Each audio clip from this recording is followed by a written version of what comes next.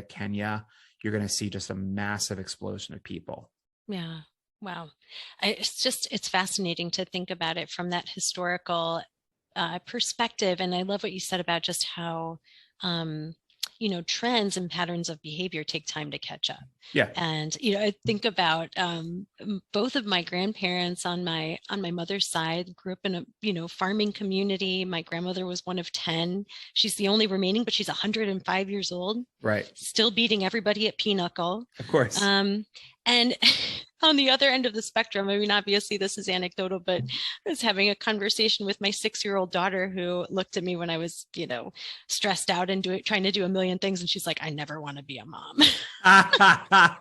Yeah. I mean, I think, and it's funny that you mentioned that, because I think that's one of the cool cultural things that's emerged during this period is that, older women in particular, have really leaned into social media. And there are a handful of them in particular, people like Iris Apfel, who is a household name, yes. But others, Lynn Slater comes to mind, who are showing themselves in their true, beautiful form on Instagram, on TikTok. And they're showing a whole generation of young women that you don't have to get married necessarily. You don't have to have children. You should, in fact, live a life that is true and beautiful. And they're giving young women today, I think, a role model of what their life could be. Men like me, despite being a gay man, have always seen other men ahead of us and said, we can do that.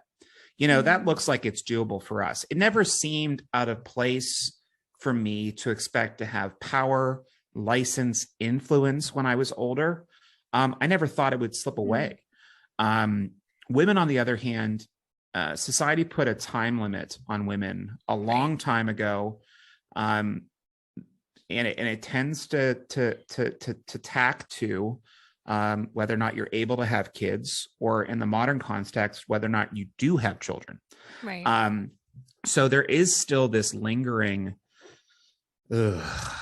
social baggage that we're carrying around, that women are forced to deal with. And it is unfair, but it does exist, and we can combat it if we realize that it's right in front of us. Yeah.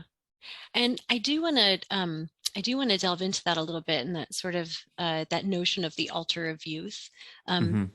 Before we get there, so in terms of the implications of this super mega trend of the super age, in your book, you share a story kind of around what inspired you to explore this experience, and I was wondering if you could talk a little bit about that, because I think I'm really curious to delve a little bit more into how different elements of identity are also impacting this process in terms of the wealth gap and race and ethnicity and gender identity and all of the above. So can you tell us a little bit about kind of what inspired you to do this work, and also what are some of those distinctions around who's having what experience, who's being perhaps more adversely impacted by this seismic event? The Culture Stew podcast is a product of MSM Global Consulting and produced by Shelby Rowe Productions. Please give us a rating and review on your favorite podcast platform so other people can find us.